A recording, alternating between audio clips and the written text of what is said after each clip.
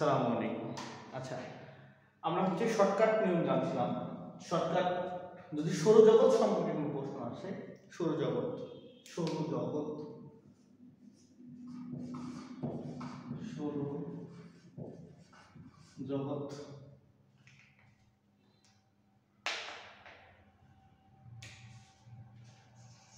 সৌরজগৎ সম্পর্কে কোনো প্রশ্ন আসে, তাহলে এমন প্রশ্ন আসে যে সৌরজগতের সবচেয়ে বৃহত্তম গ্রহ কোনটি? প্রশ্নটা এরকম যে সৌরজগতের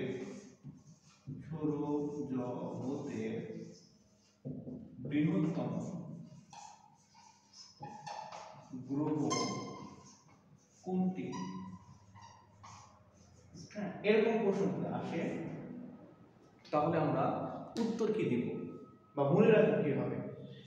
আমরা উত্তরটা আগে বলে দিই। উত্তরটা এরকম, বৃহস্পতি। হ্যাঁ, বৃহস্পতি।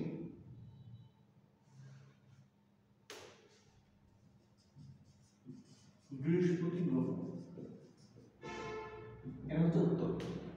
তাহলে আমরা মনে রাখার টেকনিক, শর্ট টেকনিক, সেটা হচ্ছে সৌরজগতের বৃহত্তম জগৎ লেখা আসবে এই যে বৃহত্তম, বৃহর সাথে এই যে বৃহস্পতির একটা সম্পর্ক আছে, এটা মনে রাখবেন।